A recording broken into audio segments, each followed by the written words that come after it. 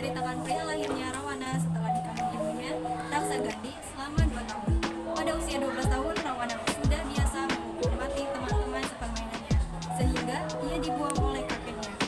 Bermaraja ke Bukit Serandip, setelah bertapa selama 12 tahun di sana, ia dianugerahi 4 alam kerajaan yang kesemua rajanya tunduk kepadanya, yaitu kerajaan alam keindraan, kerajaan di dalam bumi, kerajaan di laut, dan kerajaan di permukaan bumi. Di negeri keindraan ia berkuasa, beristri di laut Tama dan beranak yang dinamainya Indrajit. Di dalam bumi ia berkuasa, beristri putri Pertiwi Dewi, beranak Patala Maharaya. Di laut ia berkuasa, beristri Gangga Mahadewi dan beranak Rawana Gangga Mahasura. Dalam usia 12 tahun, anak-anaknya diangkat menjadi raja. Di Serandip sendiri, Rawana mendirikan istana kerajaan besar Langkapuri, semua kerajaan di permukaan bumi atau di alam dunia takluk kepadanya kecuali kerajaan Indrapuri, Rukasyapura, Lakur Katakina, dan negeri Asyapabura. Sepeninggal Rawana, negeri Indrapuri negara Dharmaraja, kakek Rawana, meninggal digantikan oleh Badanwa. Setelah Badanwa meninggal, naik tahtalah Raja Citrabaha, ayah Rawana. Citrabaha memiliki 3 orang anak, yaitu Kumbakarna, Bibhusaram, dan Surapandaka. Citrabaha meninggal digantikan oleh Dharma. Dharma meninggal digantikan oleh Raja Syaksha. Alkisah terjadi permusuhan antara kerajaan Virusyakapurwa dengan kerajaan Indrapuni negara. Citrabaha menyerang Virukasyapura dan membunuh keluarga Raja Dati Kawaca. Balikasya, anak adik Dati Kawaca, naik tahta. Setelah mengembalikan kejayaan Virukasyapura, Balikasya ingin membalas dendam, menyerang kerajaan Indrapuri negara. Untuk itu, Balikasya mengurusi Panjalma dan Kubalana lainnya menyelidiki negeri Indrapurna negara. Dalam penyelidikannya, si Panjalma meracuni menteri oleh Pulubalang musuh. Setelah meninggalkan surat tantangan, si Panjalma mengundurkan diri ke negerinya Sardal dan Kemandekata atas suruhan Raja Syakya. Mengejar si Panjalma ke Virukasyapura, terjadilah perang besar-besaran. Rawana berusaha dan berhasil mendamaikan peperangan antara kerajaan-kerajaan tersebut. Kisah pula, Dasarata Raman menikah dengan putri Mandudari, anak Mahabisnu. Dari perkawinan mereka, lahirlah Sri Rama dan Laksamana sebagai batu jasa atas pertolongan. Dasarata juga mengawini Beladari. Dari Beladari, Dasarata dikaruniai 2 orang anak, yaitu Bardarana dan Citradana. Rawana mendengar kabar bahwa Dasarata memiliki seorang istri yang sangat cantik. Merasa tertarik, dia menemui Dasarata dan meminta Mandudari untuk, tanpa sepengetahuan suaminya, Mandudari berusaha menciptakan Mandudari Tiruan.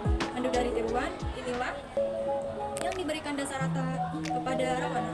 Dengan menyamar sebagai anak-anak, Dasarata menemukan Mandudari Tiruan. Pada malam harinya, Dasarata kembali ke wujud aslinya. Pagi, Dasarata kembali menjadi anak-anak dan pulang. Beberapa bulan kemudian, Mandudari Tiruan melahirkan seorang anak perempuan yang sangat cantik. Akan tetapi, menurut ramalan Bibhushana, saudaranya, bahwa suami anak tersebut akan membahayakannya. Anak perempuan tersebut dimasukkan ke dalam kotak besi dan dibuangnya ke dalam laut. Tung besi itu hanyut ke laut negeri Darwatipura dan ditemukan oleh raja negeri itu, Maharaja dengan serta mata air susu istrinya. Manipura Dewi pun terpancar. Pertemuan itu dinamakan oleh Maharaja Kala. Sri Dewi Maharaja Kala menanam 40 pohon lontar, berbanjar dan berkata, barang siapa yang berhasil memanam 40 pohon lontar tersebut dengan sekali panah, maka putri itu akan diberikan kepadanya. Mencapai usia 12 tahun, Sita Dewi tumbuh dan termasyhur sebagai putri Maharaja Kala yang sangat cantik. Banyak putra raja yang datang memintanya untuk dijadikan istri. Maka Maharaja Kala mengumumkan bahwa siapa yang dapat banyak putra raja yang datang memintanya untuk dijadikan istri. Maka Maharaja Kala mengumumkan bahwa siapa yang dapat memanam 40 pohon lontar yang ditanamnya dalam sekali panah, maka Sita Dewi akan diberikan kepadanya.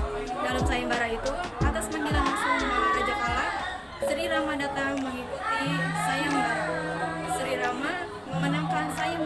akhirnya Sri Rama menikah dengan Sri Sita Dewi. Assalamualaikum warahmatullahi wabarakatuh. Perkenalkan, nama saya Arniansi. Saya di sini akan menjelaskan struktur hikayat Sri Rama. Yang pertama, orientasi dari para wisata. Awal hikayat diceritakan perihal lahirnya Rawana setelah dikandung ibunya Raskagandhi.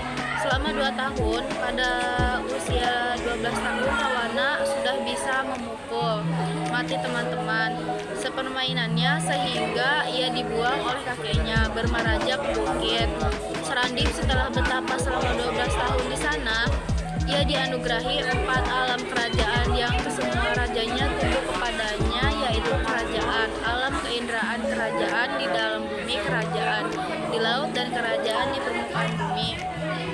Nah, selanjutnya ada urusan peristiwa, ada paragraf 2 dan paragraf 3. Di negeri keindraan ia berkuasa, beristri Nila Utama dan beranak yang dinamainya Indrajit. Di dalam bumi ia berkuasa, beristri putri Pertiwi Dewi, beranak Ketala Maharayan. Di laut ia berkuasa, beristri Gangga Mahadewi dan beranak Rawana Gangga.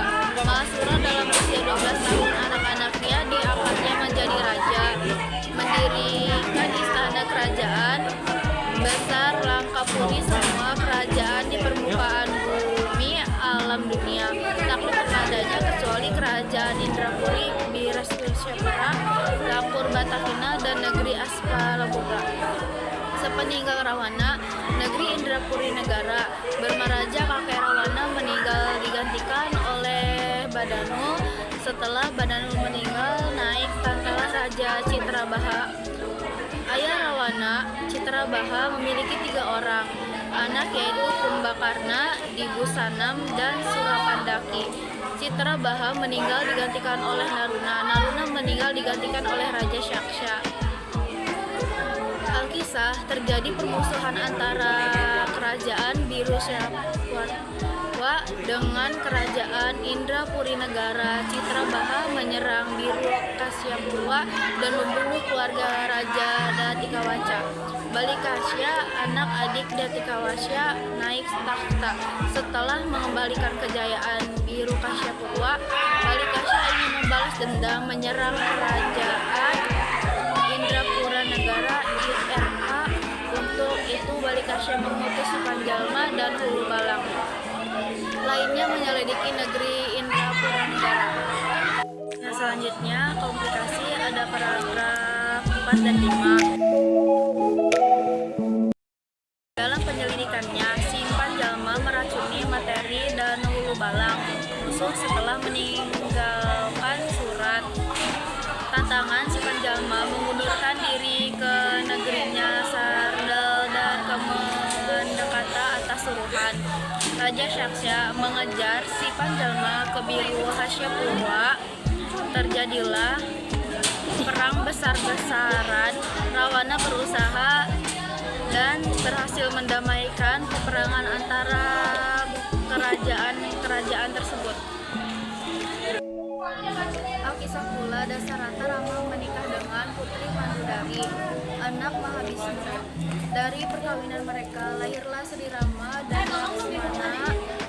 Sebagai balas jasa atas pertolongannya, Dasarata juga mengawini Baliadari. Dari Baliadari, Disarana dikaruniai 2 orang anak, yaitu Merdana dan Citradana. Dan selanjutnya ada para struktur resolusi, ada paragraf 6. Rawana mendengar kabar bahwa Dasarata memiliki seorang istri yang sangat cantik, merasa tertarik. Dia menemui Dasarata dan meminta Manudari tanpa sepengetahuan suaminya.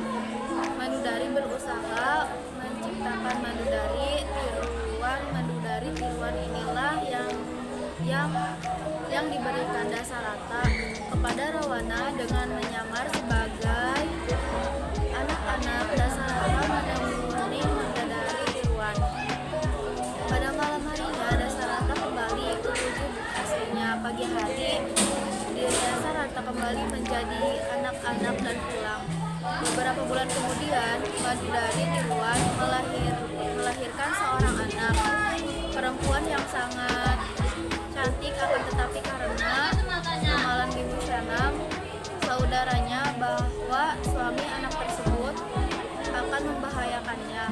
Anak perempuan tersebut dimasukkan ke dalam besi dan dibuangnya ke laut.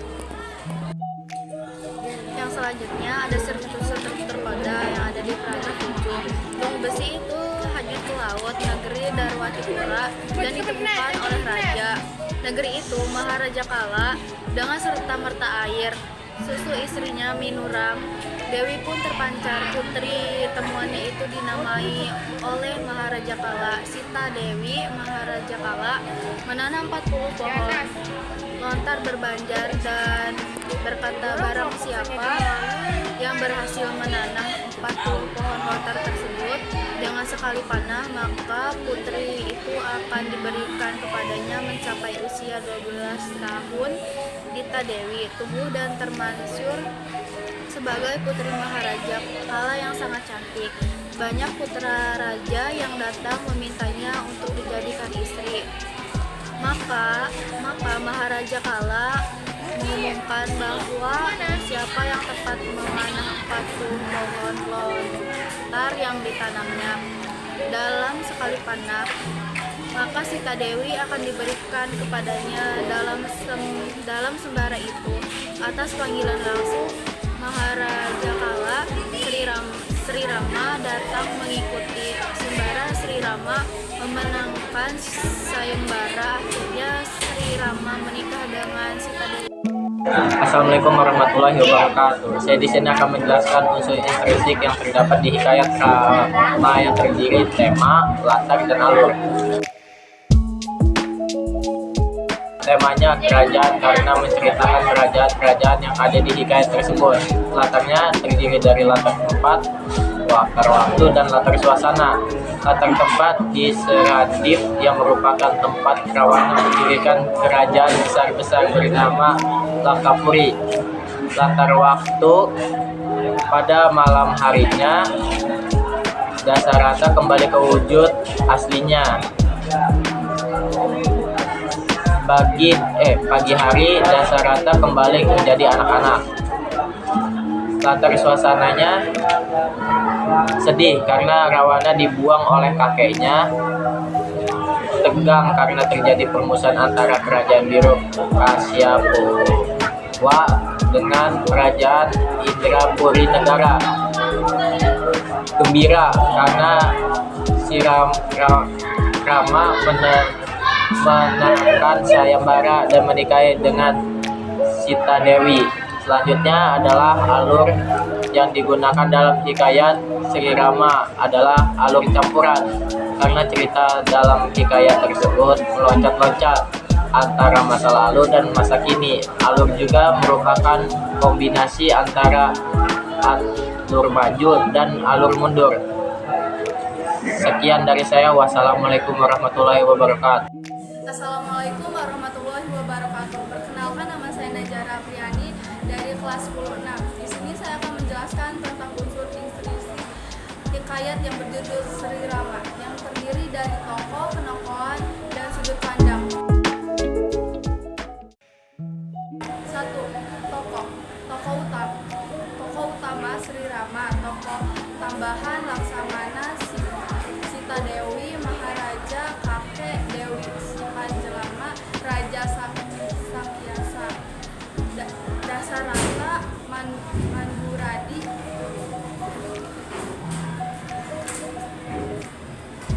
Penokohan Rawana jahat, berkuasa, dan serakah.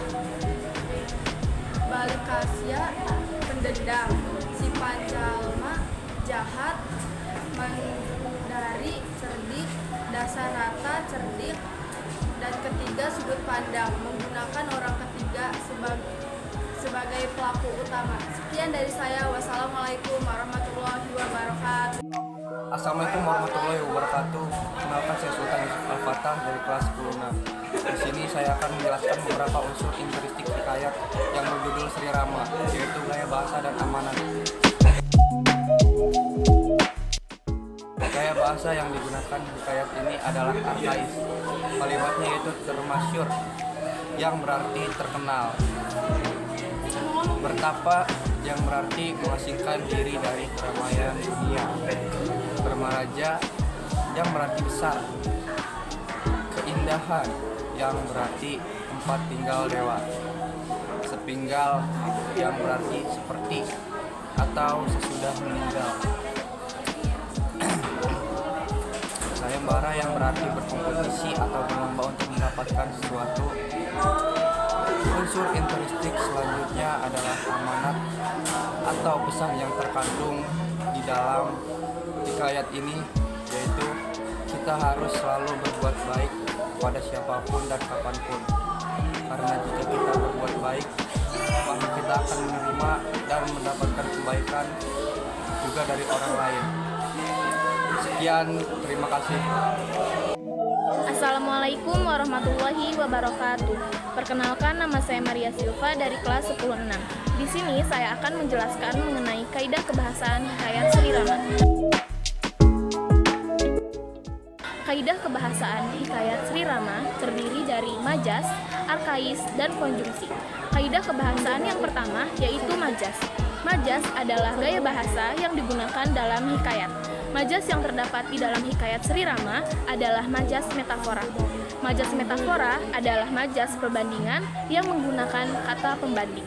Dalam hikayat ini terdiri dua kalimat yang menggunakan majas metafora, yaitu kalimat yang pertama adalah kesemua rajanya tunduk kepadanya, di mana arti dari kalimat tunduk kepadanya dalam hikayat ini adalah patuh. Kalimat yang kedua adalah maka putri itu akan diberikan kepadanya, di mana arti dari kalimat diberikan kepadanya adalah untuk dinikahi dan dijadikan pasangan hidup. Kaidah kebahasaan yang kedua yaitu arkais, atau kata yang sudah jarang atau tidak pernah digunakan pada masa sekarang. Kata arkais yang terdapat pada hikayat ini yaitu termasyhur, yang berarti terkenal. Yang kedua adalah bertapa, yang berarti mengasingkan diri dari keramaian dunia. Yang ketiga yaitu bermaraja, yang berarti raja besar. Yang keempat, keindraan, yang berarti tempat tinggal dewa. Yang kelima, sepeninggal, yang berarti sepergi atau sesudah meninggal. Yang keenam, sayembara, yang berarti berkompetisi atau berlomba untuk mendapatkan sesuatu. Kaidah kebahasaan yang ketiga yaitu konjungsi atau kata penghubung. Konjungsi yang digunakan dalam hikayat ini adalah konjungsi temporal atau kata penghubung yang menunjukkan waktu. Konjungsi temporal dalam hikayat ini terdiri dari awal hikayat sehingga setelah bertapa, Alkisah, setelah mengembalikan kejayaan Birukasya Purwa, setelah meninggalkan surat tantangan, dan beberapa bulan kemudian. Nah, itulah kaidah kebahasaan yang terkandung di dalam hikayat Sri Rama. Sekian, terima kasih.